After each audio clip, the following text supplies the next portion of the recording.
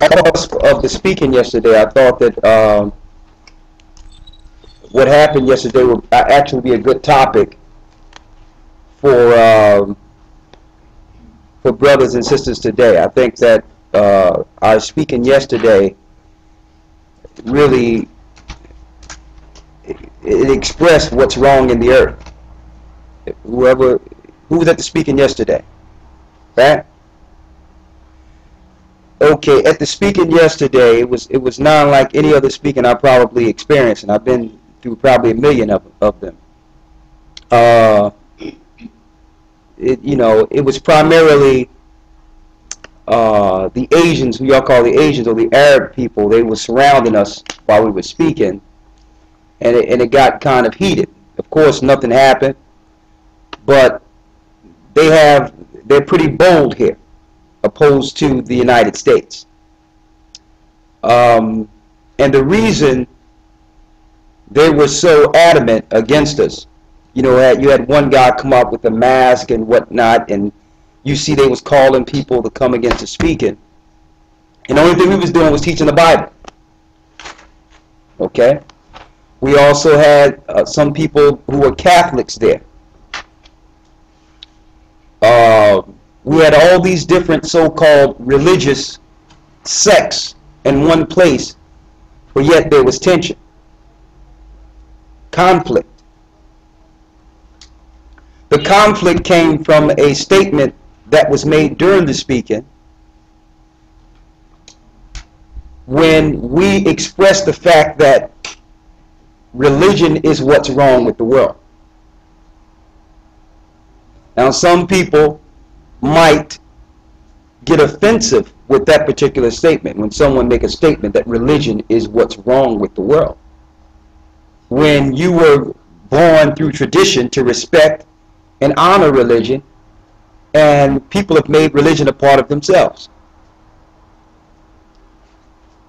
The example that was given at the speaking yesterday was not only the tension that we experienced, but the wars that permeates internationally as we speak. These are religious wars.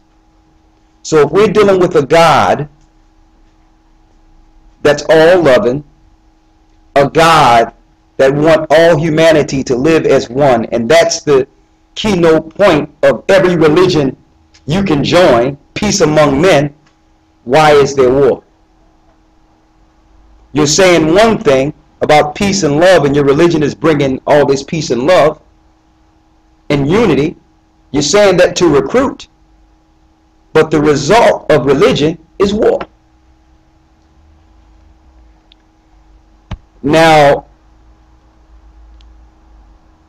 the major issues and these people, or the people that were there, were disagreeing.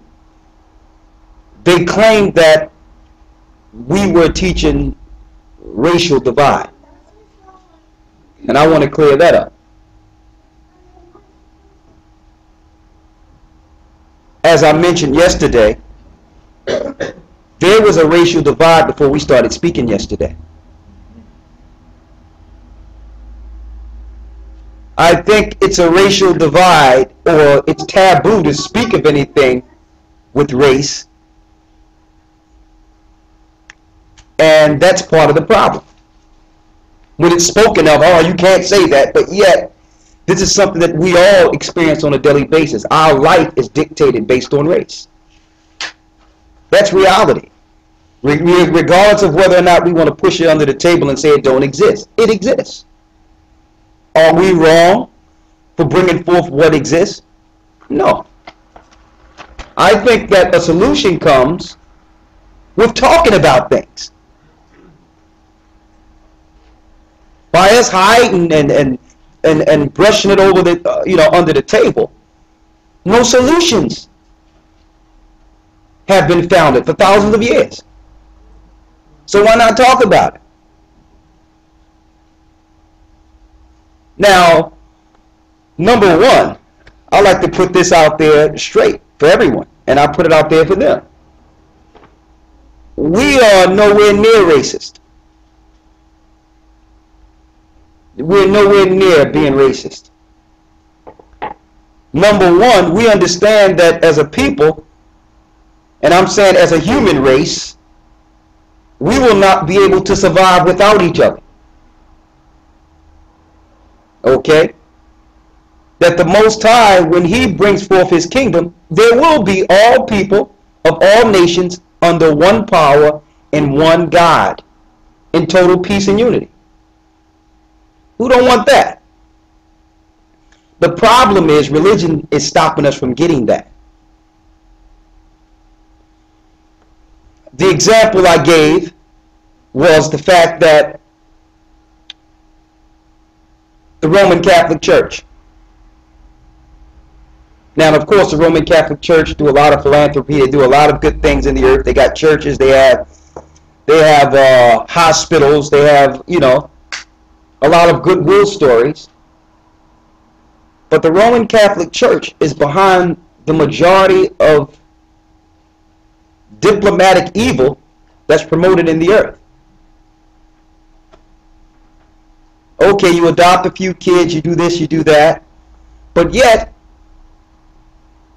the Jesuits, who are part of the Catholic Church, were behind the takedown of all these countries we see.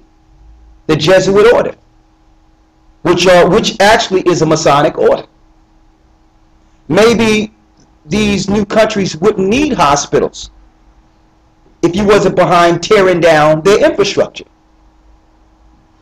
So you tear down their infrastructure and say, listen, I just built a church and I just built a hospital. Look how good I am.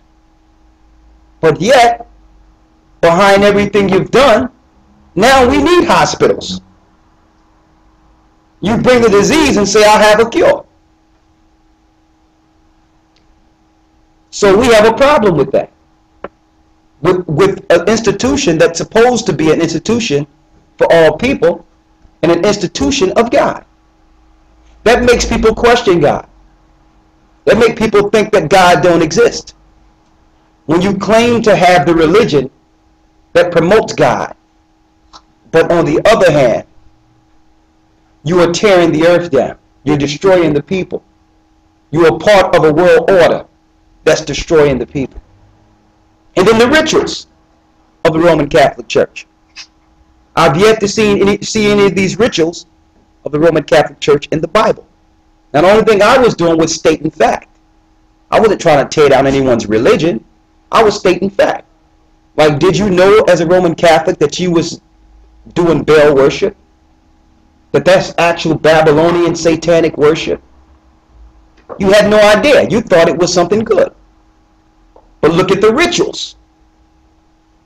The rituals are all Babylonian.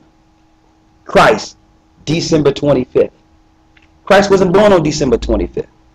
The Romans were celebrating the Jupiter boy, the Utah child, before Christ was born in Rome. They were celebrating every December 25th. They were celebrating December 25th in ancient Babylon under Tammuz, after Nimrod was killed.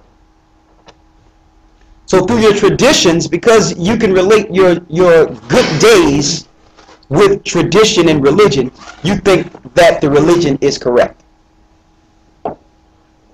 This is psychological brainwashing on every level, and it happened to us from this high.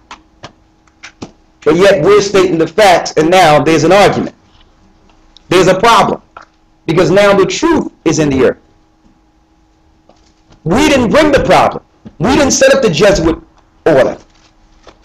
We didn't allow the Jesuit order in the Catholic Church to go from country to country, killing and diseasing the people. We didn't do this. So how is it we're the problem? We're just stating the facts. We're stating the facts. You can't say in one hand you're down with the Most High, and every other week we're hearing a story on how the Catholic priests are raping little kids. This makes people question God himself. How can God allow such a thing to exist and claim it's a part of him? It makes us think. It makes us think that these actions are almost purpose. They want us not to believe. And with each generation, it's multiplying. More people are believing there is no God at all.